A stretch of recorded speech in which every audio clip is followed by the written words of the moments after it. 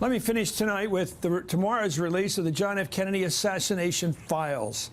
I'm not a conspiracy buff. I've long believed that the best argument against a conspiracy to kill President Kennedy was the basic fact, pointed out years ago by his advance man, Jerry Bruno, that the motorcade route for that day in Dallas, which ended up running just underneath that sixth-floor window of the Texas Book Depository, was not publicized until the day before.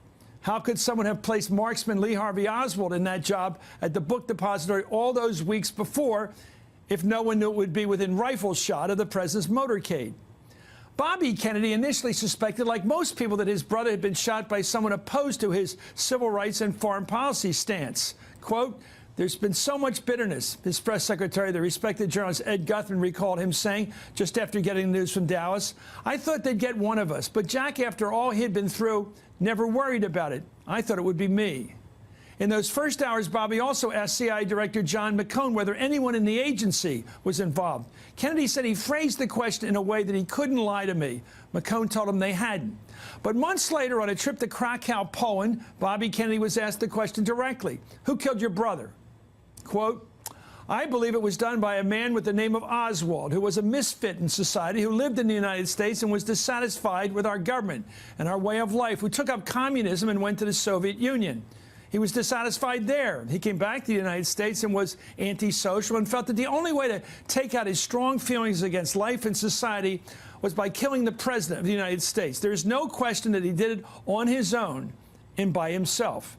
He was not a member of a right-wing organization. He was a confessed communist. But even the communists would not have anything to do with him." Well, Edward Kennedy, the president's other brother, made the same determination in the book he wrote just before his own death. I'm well aware that many scholars and others have questioned the findings ever since they were released. There have been hundreds of so-called conspiracy theories. I was satisfied that the Warren Commission got it right. Satisfied then, satisfied now. I know how strongly Bobby felt that this inquiry be thorough and accurate. In all my subsequent conversations with him, when all was said and done, I believe that Bobby accepted the Warren Commission's findings too. But I've researched enough biography over the years to learn that historic figures like Bobby Kennedy and others say different things to different witnesses. Ted Sorensen, President Kennedy's close aide, wrote in his memoirs that none of the conspiracy theorists has produced any credible evidence to prove a plot by higher-ups to hire Oswald to kill Kennedy. But then Sorensen wrote this: RFK was unable to quash his own suspicions that his brother's enemies were behind his death.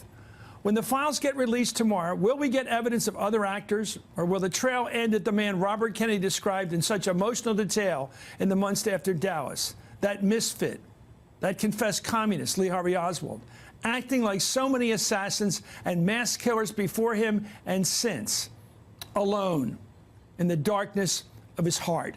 Hey there, I'm Chris Hayes from MSNBC. Thanks for watching MSNBC on YouTube. If you want to keep up to date with the videos we're putting out, you can click subscribe just below me, or click over on this list to see lots of other great videos.